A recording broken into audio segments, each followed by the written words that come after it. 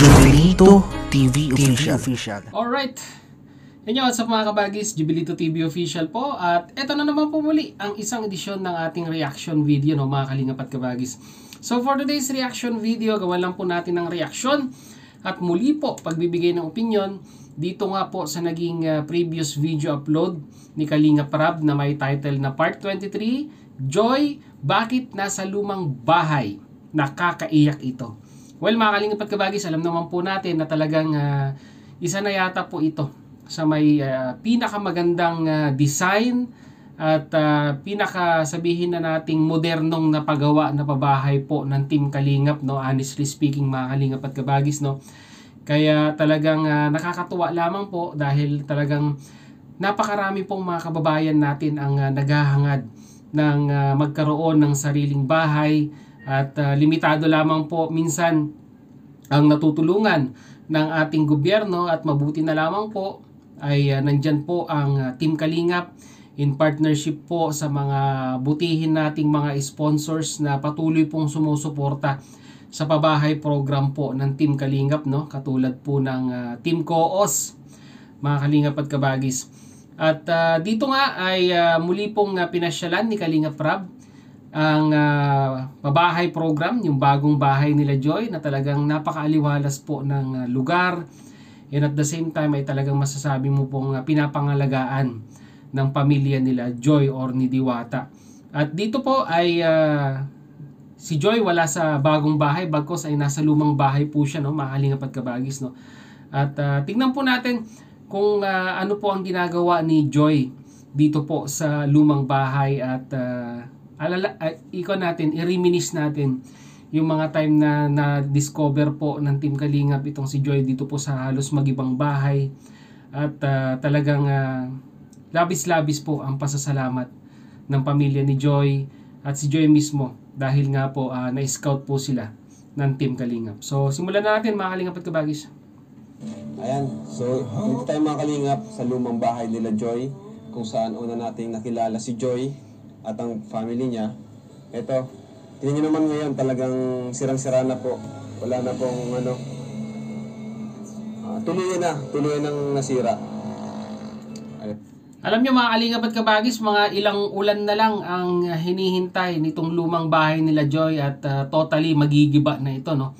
Mabuti na lamang po, tamang panahon at talagang perfect timing po ang pagdating ng Team Kalingap sa kanilang buhay dahil hindi po natin masasabi or malalaman kung ano po ang magiging sitwasyon nila kung tuluyan pong nagiba ang kanilang bahay.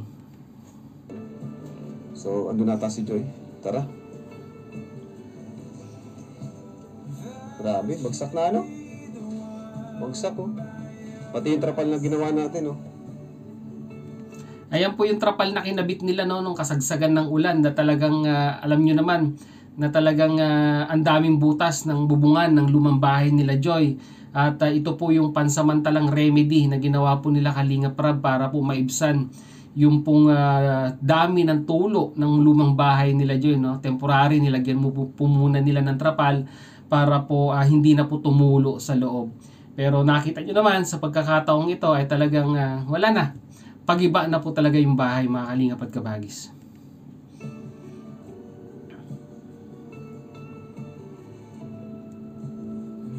Nasayang na lang din. Pero nakatulong man sa kanila. Pero sa tingin ko mga kalingap at kabagis, kung okay pa naman yung trapal, no, magagamit pa nila yan dun sa bagong bahay nila, no. Pwede po nila ipang tabing yan dun sa may harapan kung mayroong kalakasan ng ulan at umaanggi.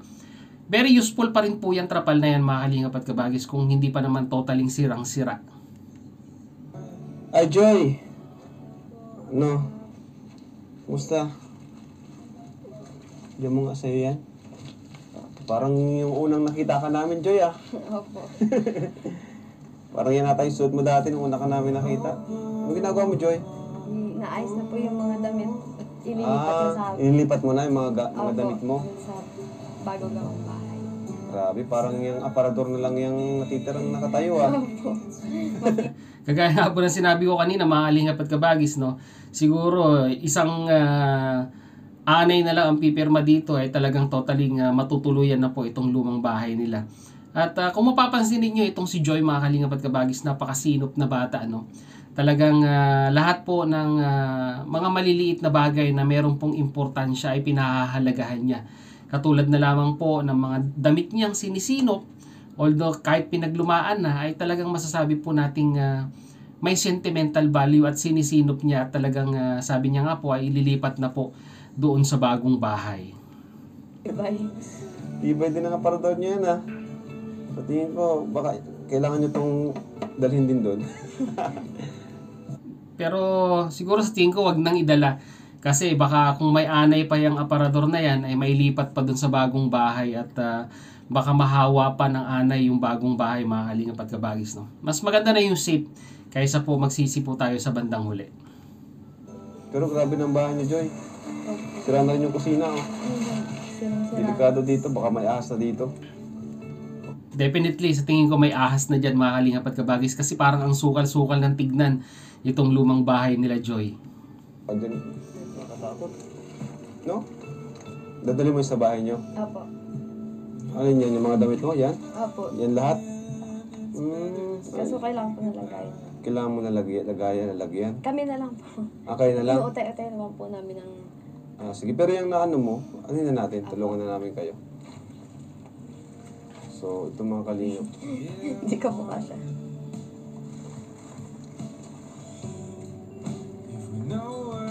Inunti-unti mo na pala, Joy. Ano? Dito ka, Joy.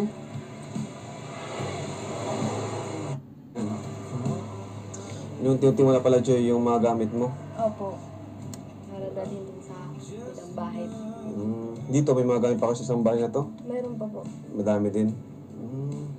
Kumusta naman, Joy? Anong naalala mo tuwing nandito ka sa bahay ng luma? Ano po, yung mga pinagdaanan po namin yung mga nakaraang taon habang lumalaki po kami. Masaya po. Talagang struggle, mga kalingap at kabagis, no? Kung ganito yung setup ng bahay ninyo na talagang kung tutuusin ay halos hindi na pwedeng tirahan. Pero ang importante dito, mga kalingap at kabagis, syempre, yung magkakasama kayo sa hirap at ginhawa, yun po yung mga treasure na pwede po nating i-reminisce or pwede po nating baunin papunta sa hinaharap, mga kalingap at kabagis, no? Alam niyo naman, itong pamilyang ito, napaka-special ang bonding nila sa isa't isa, no, mga kalingap at kabagis. Kaya yun po yung sa tingin ko pong natatanging pwede nilang baunin sa paglipat po nila sa kanilang bagong bahay. So, nandun pa rin po Yung memories memories po. dito sa lumang bahay na ito. Ano naramdaman mo tuwing nandito ka? Namimiss mo ba dito? O Hindi ko po ma-explain. di mo ma-explain? Kasi parang, ang nasa isip po namin dito na po kami talaga eh. Hindi namin Ayun yung sinabi ko kanina, mga kalingap at kabagis, mabuti na lamang, right timing, ay natagpuan po sila ng Team Kalingap at nabigyan ng napakagandang pabahay. expect na makakalipat kami doon. At ang bilis ng paglipat Opo, niyo. ang bilis po. Parang kailan lang suot ko po ito. Unang pagpunta niyo po dito.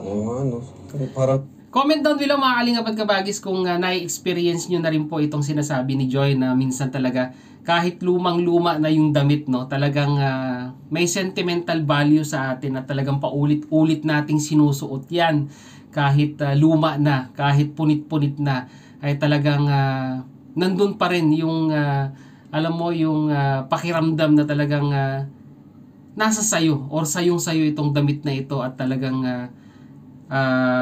kahit lumain pa yan, ay talagang susuot at susuotin mo. I-comment nyo, mga kalingap at kabagis, sa comment section kung ako, may mga sentimental na lumang gamit din ako na talagang madalas ko pa rin ginagamit. Dahil iba yung pakiramdam pag suot-suot mo itong damit na ito. Maraming memories ang bumabalik sa'yo. Katulad po nitong sinabi ni Joy. Pagpatuloy po natin. kailan lang yung una ka rin namin nakilala. Napakabilis nga po. Bilis ng pangyayari, no? Grabe. Ako din actually ngayon, medyo naano rin ako na hindi ko rin na-explain na naramdaman ko na. Parang kailan lang, andito pa rin yung bahay pero may bahay na kayong bago doon.